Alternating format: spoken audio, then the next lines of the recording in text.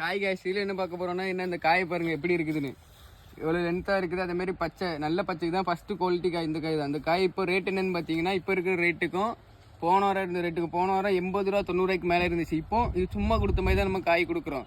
அந்த அளவுக்கு ரேட்டு இதாகிருச்சு. ஏன்னா நம்ம மருந்தடிச்சு உரம் எல்லாம் போட்டு எல்லாம் கொண்டு வந்து கடைசியில் ரேட்டு இல்லாத மாதிரி தான் நம்ம பறிக்கிறோம்.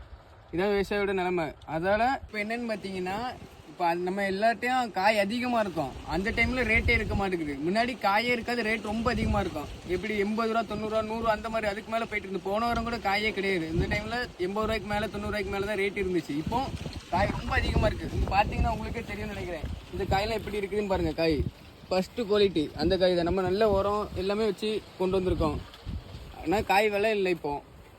இப்போ என்னென்னு பார்த்தீங்கன்னா நீங்கள் இருக்கிற இடத்துல இந்த முருங்கைக்காயோட ரேட்டு என்ன அப்படிங்கிறத நீங்கள் கமெண்ட்டில் சொல்லுங்கள். அதேமாரி உங்களுக்கு இந்த முருங்கை பற்றி ஏதாச்சும் தெரிஞ்சுக்கணும், இல்லை முருங்கைக்காய் எதுவும் வேணும்னாலும் நீங்கள் டிஎம் பண்ணுங்கள், நம்ம கொடுக்கலாம்.